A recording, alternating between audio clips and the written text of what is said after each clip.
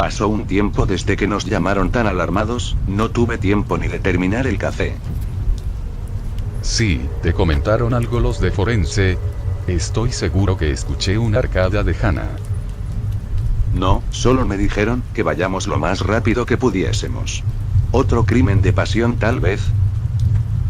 Sabes muy bien que ese tipo de apuestas no me hacen sentir cómodo. Tenemos varios años siendo compañeros, deberías tener naturalizado todo esto.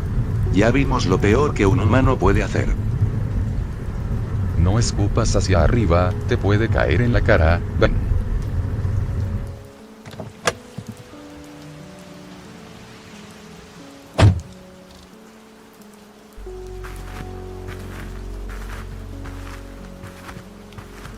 Llegamos a la casa donde nos citaron.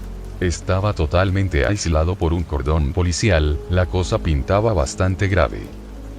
Detective Murphy y Kennedy, venimos por una llamada de la especialista Williams. Señores, tenemos que proceder con discreción. ¿Eh? ¿Tan grave es? No, no es grave, pero hay algo sumamente fuera de lo común en todo esto. Por favor, pasen y el resto se los dejo a ustedes. Entramos a la casa, era una residencia familiar típica, con una sala, un comedor y unas escaleras que subían hasta un pasillo donde se podían divisar 4 puertas. Más tarde nos informaron que eran una habitación para los padres de la víctima, un cuarto para cada hijo, y un baño. Pasamos directamente a investigar el cuarto de la víctima.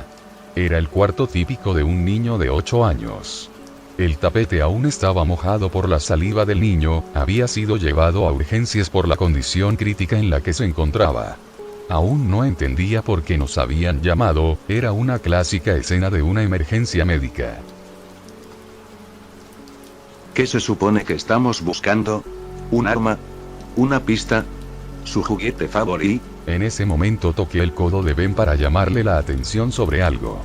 En la ventana del niño. Habían huellas. Más precisamente, desde el lado de fuera. Ben. ¿Sí? Hay un lugar desde donde subir desde el lado de fuera hacia esta ventana. No, salvo que vueles, jaja. ¿Vienen desde ahí? Sí. También hay un sol dibujado. Me acerqué un poco para ver más de cerca. No, no son simples huellas, parecen ser patas. La marca de una nariz en la ventana, algo estaba mirándolo, desde la oscuridad. Pericia médica a cargo del Dr. Gregory Miller. Infante de 8 años de edad ingresa al hospital de urgencia a las 4:30 de la mañana por cuadro de paro cardiorrespiratorio y accidente cerebrovascular simultáneo. El niño es intervenido por personal de la guardia, y es estabilizado ante todo pronóstico. Se descubre que el niño se lesionó los ojos de manera accidental perdiendo los globos oculares. A las 10 de la mañana, el niño se recompone pero comienza a sufrir una crisis de demencia en la que comienza a tararear una canción mientras se coloca en posición fetal. Sin darle tiempo de reacción a los padres, el niño encuentra una ventana, susurrando. Pueden sentir la luz del sol.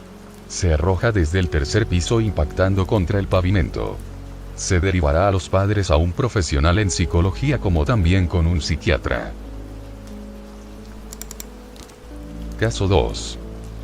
A este punto, podríamos hablar de un asesino en serie, dijo el jefe mientras dejaba caer la carpeta llena de casos en los que niños habían muerto ya sea por decisión propia o por accidentes cerebrovasculares por casi 13 días.